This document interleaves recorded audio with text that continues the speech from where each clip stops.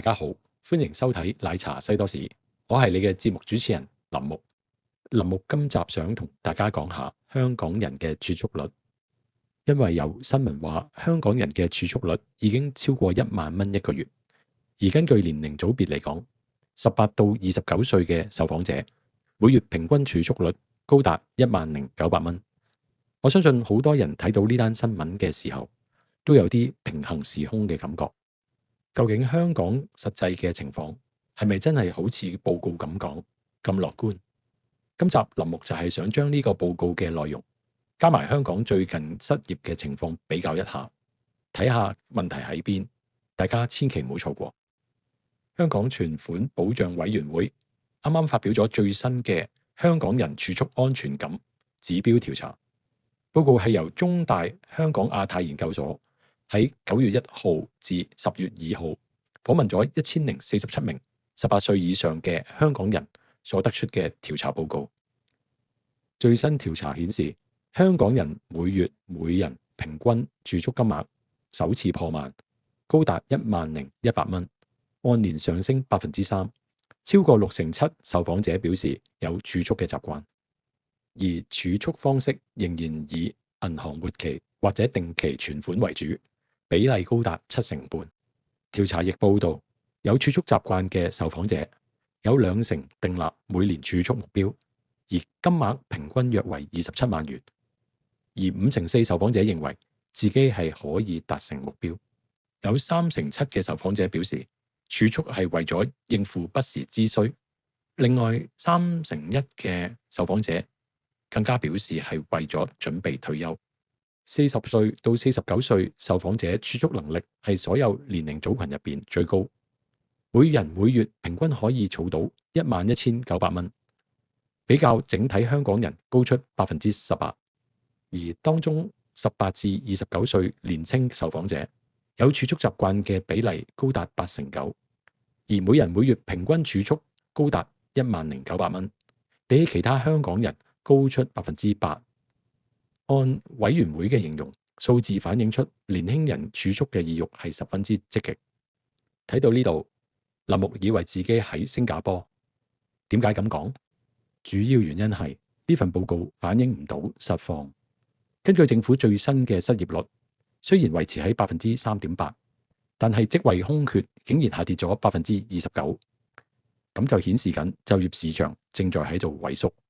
而當中嘅重災區正正就係啱啱畢業嘅年青人，超過58%畢業生表示揾工非常之困難，基本上畢業就等於失業。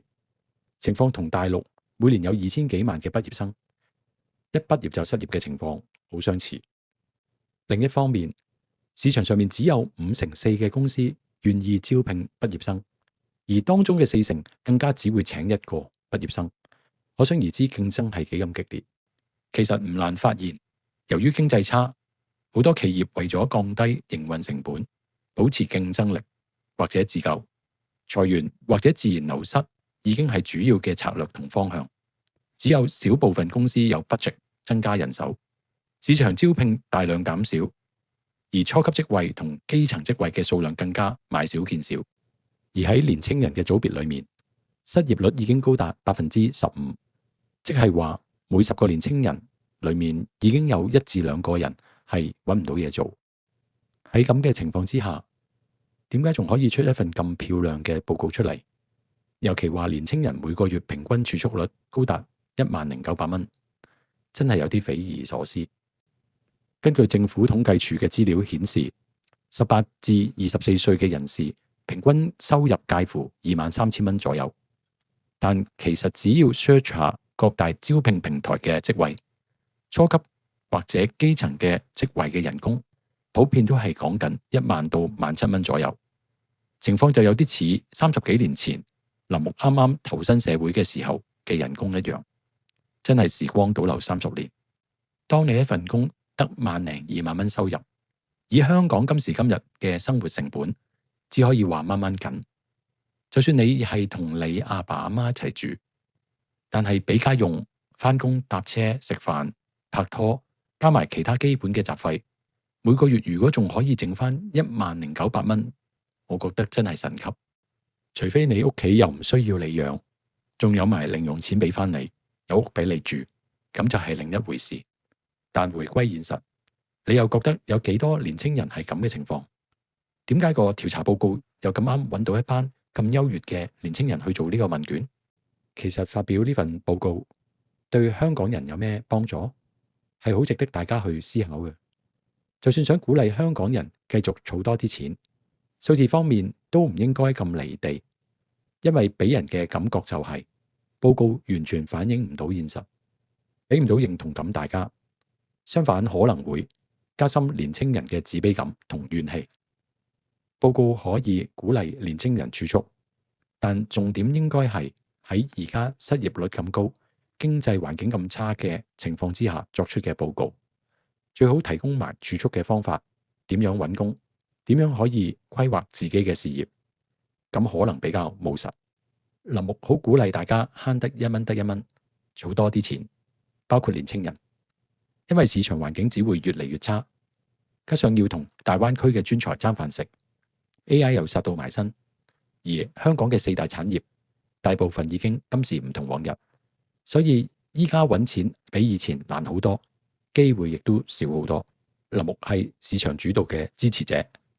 市場嘅情況唔會因為你發表幾份報告，或者喺公眾場合講一啲似是而非嘅意見，就可以扭轉局勢。極其量只可以令心理上好過啲，但係基本上對社會係冇幫助。所以希望有關機構以後可以出一啲又貼地又有建設性嘅報告，務實啲去反映香港生活嘅實況，同埋對未來幾年嘅睇法，等大家可以有個打算。好啦，今集講到咁多先。如果喜歡呢段片嘅朋友，希望你可以 subscribe、share 或者 like。下次再見。